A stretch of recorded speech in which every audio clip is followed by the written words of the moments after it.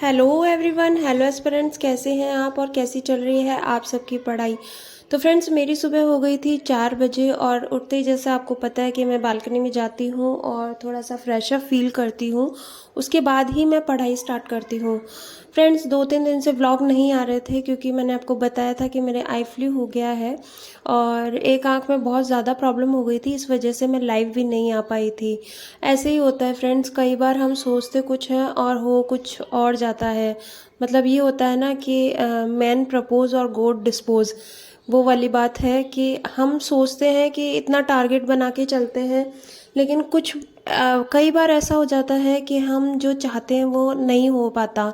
लेकिन इसका मतलब ये नहीं है कि हम अपनी कंसिस्टेंसी को मेंटेन ना रखें।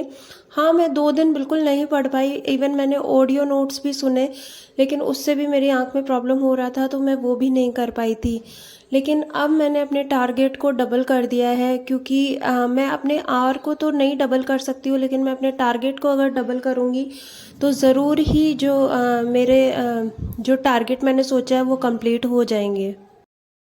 एक फ्रेंड्स, आप में से किसी ने मुझसे पूछा कि दीदी, आपके एक बेबी है और फिर उसके बाद में आप घर का काम भी करती हैं, साथ ही साथ आप लाइव कर रही हैं, यूट्यूब वीडियोस भी बना रही हैं, फिर आप इतना कम सोती हैं, तो ये आपसे कैसे मैनेज हो पा रहा है? या फिर आप सिर्फ दिखाने के लिए ऐसा करती हैं? देखिए, ये दिखाने के लिए तो बिल्कुल भी नहीं है, क्योंकि अगर मैं आपको दिखाऊंगी तो भी इसमें मेरा क्या बेनिफिट है। और दूसरा, जो मेरी पहली प्रायोरिटी वो जॉब है, तो वो जॉब दिखाने से तो मिलेगा नहीं। और दूसरी बात, मैं ऐसा सब क्यों कर लेती हूँ, कैसे कर लेती हूँ, तो फ्रेंड्स, वो सिर्फ पॉसिबल हो पाता है कि आपको उस चीज़ जो भी आप सोच रहे हैं, जो आपका एम है, उसको पाने की आपको कितनी नीड है। जितनी नीड आपकी बड़ी होगी उतना ही आपका काम इजी बनता चला जाएगा।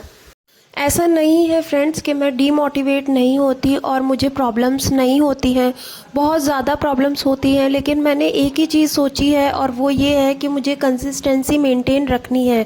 पूरे दिन में 24 आवर होते हैं, 24 आवर में ऐसा तो नहीं है कि 24 के 24 घंटे ही हम अपने काम में उलझे हुए रहते हैं।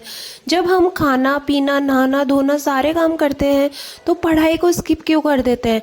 बस यही सोच के मैंने अपने जो रीस्टार्ट वाला प्रोग्राम है वो फिर से स्टार्ट किया है और बस कंसिस्टेंसी मेंटेन रखनी है। और जैसा कि आप सबको पता है फ्रेंड्स कि संस्कृत विभाग की एग्ज़ाम जो कि 47 पोस्ट के लिए है साइंस में, उसकी एग्ज़ाम जो है वो 25 से 30 दिसंबर के बीच में है, 31 दिसंबर के बीच में।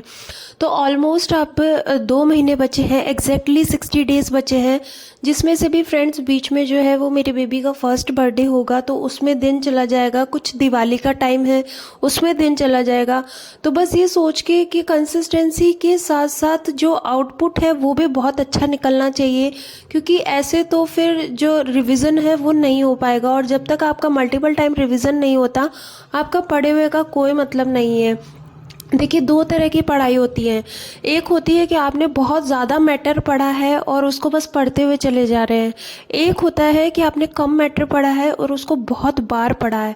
तो ये चीज़ जो है वो मायने रखती है कि आपने कम मैटर को कितनी बार याद किया है, क्योंकि वहाँ एग्जामिनेशन हॉल में आपकी योग्यता नहीं देखी जाएगी कि आपने कितना ज़्यादा पढ़ा है, आपकी विद्वता नहीं देखी जाएगी। वहाँ पे सिर्फ ये चीज़ देखी जाएगी कि आप क्वेश्चन कितने सॉल्व हो पा रहे हैं।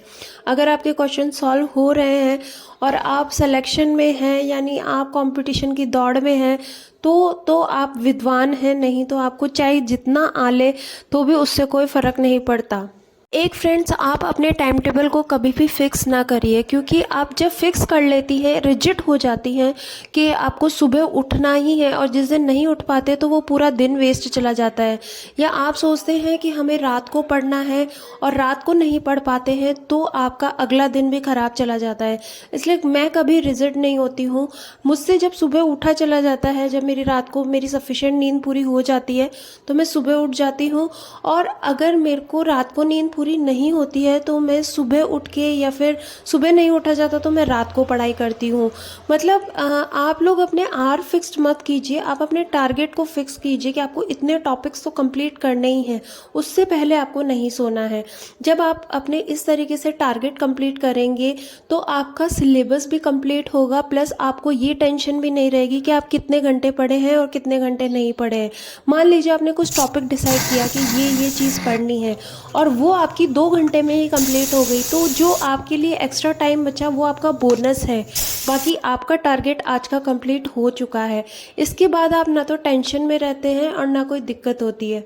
तो फ्रेंड्स, ये मेरा आज का रूटीन था और रात की मैं 2 बजे सोई थी और बस यही था। और कमेंट बॉक्स में कमेंट मत करना बिल्कुल मत भूलिएगा और शेयर करना भी बिल्कुल मत भूलिएगा। Thank you, have a